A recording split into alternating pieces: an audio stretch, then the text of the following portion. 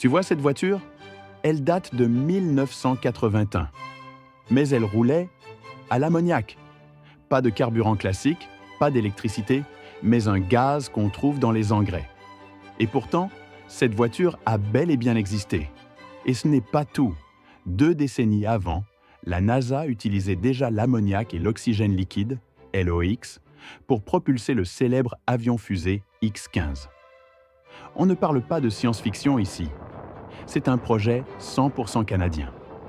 Dans les années 1960, l'ammoniac a été choisi pour le moteur du X-15, le XLR 99, parce qu'il servait à la fois de carburant et de fluide de refroidissement pour la chambre de poussée.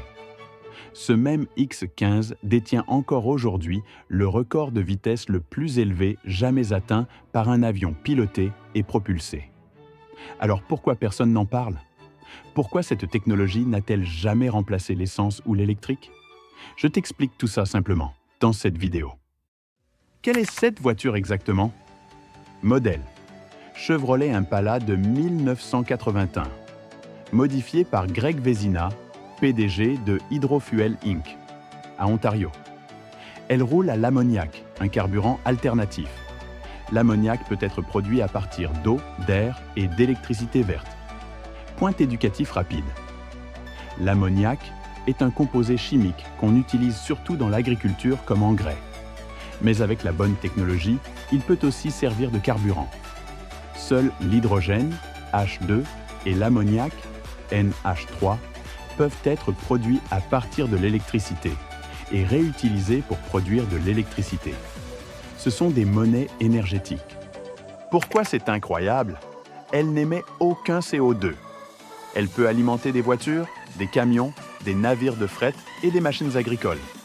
Le ravitaillement est rapide, comme faire le plein d'essence, diesel, GPL ou GNC. Pas besoin d'énormes batteries, donc moins de pollution lors de la fabrication. Regarde bien, elle roule comme une voiture normale, mais son moteur tourne à l'ammoniac. Les défis de l'ammoniac comme carburant. L'ammoniac comme carburant représente une solution prometteuse, mais il se heurte à plusieurs défis. Il dispose de peu d'infrastructures accessibles au grand public. Sa manipulation demande une grande prudence en raison de sa nature caustique, et la technologie reste encore méconnue et insuffisamment soutenue. Aujourd'hui, on ne peut pas faire le plein d'ammoniac comme on le ferait avec de l'essence. Et comme c'est un gaz, il faut des systèmes de sécurité comparables à ceux du propane, GPL. Mais c'est beaucoup plus simple à stocker que l'hydrogène, qui demande des pressions extrêmes ou des températures très basses. Pourquoi personne n'en parle pour les voitures? Eh bien, c'est parce qu'il n'y a pas de lobbying fort ni de marché pour les véhicules de tourisme. Les grandes industries soutiennent l'ammoniac pour les navires ou la production d'électricité, mais pas pour les voitures. Les véhicules électriques ont capté toute l'attention et les subventions, alors que leur réduction de CO2 coûte 20 à 30 fois plus cher. Certains gouvernements le savent, mais préfèrent subventionner les batteries, les hydrocarbures fossiles ou les carburants verts, comme l'éthanol et la biomasse.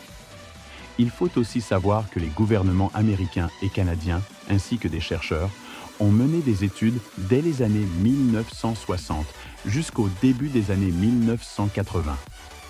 Ces études prouvaient que l'ammoniac était viable comme carburant, mais il n'a jamais été inclus dans les grands plans climatiques, jusqu'à récemment avec la réglementation maritime.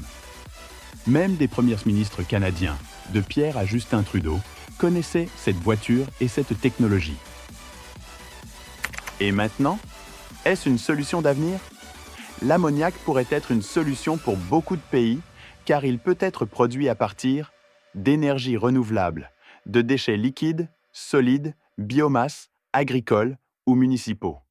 Et il existe déjà des projets pour l'utiliser dans les camions, les navires et même les avions.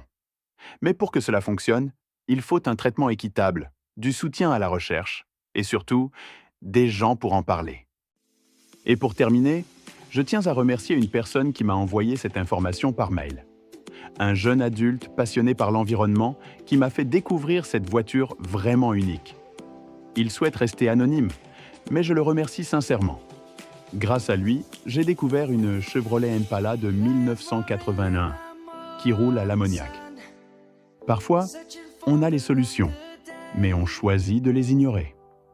Dis-moi ce que tu penses dans les commentaires. L'ammoniac pourrait-il concurrencer l'essence ou l'électrique? Est-ce que tu connaissais cette histoire? Et si tu as appris quelque chose, abonne-toi.